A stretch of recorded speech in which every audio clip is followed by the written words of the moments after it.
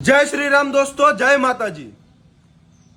કીર્તિ પટેલ એટલે કે 37 વર્ષની ડોશીએ પચાવેલો ફ્લેટ હવે એને મૂકવો ગમતો નથી અને પાછી કાલ સ્ટોરી મૂકી હતી કે 6 વર્ષથી આ કાકો ક્યાં ગયો તો એમ. તો કાકા તો બિચારા એની રીતે એની લડત લડતા હતા, તે એમનો ફ્લેટ પડાવી લીધો. તો કાકા 6 વર્ષથી એની મહેનત કરતા જ હતા. અને બીજી વસ્તુ કે કાકા એ 2021માં અરજી કરી હતી અને કાકાએ 2023માં પણ અરજી કરી હતી. આ તમે જેનું ડોક્યુમેન્ટ જોઈ શકતા હશો દોસ્તો. અને ઈ એમ કહે કે મેં પૈસા આપ્યા હે એમ. તો જો તે પૈસા આપ્યો હોય તો અમારા જેમ ખુલ્લેઆમ તમે સ્ટોરી મૂકો હો તો ડોશી હું તને એમ કહેવા માંગુ કે તે ફ્લેટ લીધો હે તો એની સ્ટોરી મૂક તું કે તારી પાસે કોઈ જાતનું કઈ પ્રૂફ હોય તો.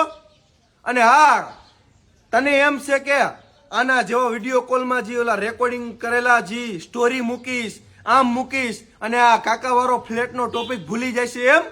અમે નહીં ભૂલી. તું કદાચ ગમે એવા અમને બદનામ કરીશ ને તોય અમે કાકાનો ફ્લેટ તો એમને પાછો આપીને જ રહીશું. અને આ 38 વર્ષની ડોશી ગમે એવો તું કદાચ બદનામ કરીશ ને તો એક રાજપૂતનો દીકરો હોય કાકા કાકીને ફ્લેટ પાછો અપાવીને જ રહીશું. અને હવે તો કાકા એ 6 વર્ષ એકલા હતા અને કાકા અરે તો હવે હું પણ હું અને આખું ગુજરાત છે. અને તને શું એમ થયું કે આની સ્ટોરી મૂકીને અને બદનામ કરીશ એમ? અરે તારે કદાચ ગમે એટલો બદનામ કરવો એટલો કરી નાખજે, પ્રૂફ હું તને સામેથી મોકલીશ હો. નામ મારું તું કે ને એવું પ્રૂફ મોકલીશ. કપડા કાઢીને કહીશ ને તો કપડા કાઢીને મોકલીશ. બદનામ કરવો એટલો કરી નાખજે, પણ એ કાકાને અમે ન્યાય અપાવીને રહીશું અને ફ્લેટ તો તારે પાછો આપવો જ પડશે. તું ગમે એવું કર. અને બીજું કે હા, તું જે એવા અમારા સ્ક્રીનશોટ મૂકેશ ને વિડીયો કોલના રેકોર્ડિંગના તો એ તને કહી દઉં કે એક એડિટ કરેલો વિડીયો હે. 6 મહિના પહેલા મેં એની સ્ટોરી મેં સામેથી મૂકી હતી કે હા એને એક વિડીયો એડિટ કરેલો હે. આની ઉપર કોઈ ભરોસો કરવો નહીં. જે મારા ફોલોવર હશે ને એને ખબર હે. અને બીજું તું હું અમને બદનામ કરીશ એમ? અને જે તું આ કરેશ ને એ બધું રહેવા દે.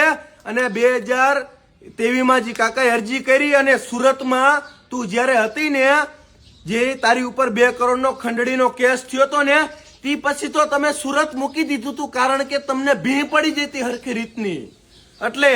અને તમે અત્યારે તો તડી પાર હો. પેલા પોલીસ વાળાના ફોન આવે તારામાં ઉપાડ કેમ હાજર નથી થતી અત્યારે?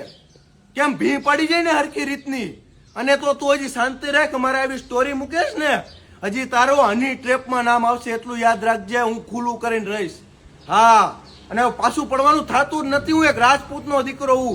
તને એમ કે આવા વિડીયો કોલના રેકોર્ડિંગ મૂકીશ ને હું પાછો પડી જઈશ એમ? અરે મારું ગુજરાત મારી હારે, એ જે મને ઓળખે એ મારી હારે હે. બાકી આમ જો તારા એક સ્ટોરીથી આ રાજપૂતના દીકરાને કઈ ફેર નથી પડવાનો ને કાકાને ફ્લેટ પાછો અપાવીને રહીશું. જય માતાજી, જય શ્રી રામ.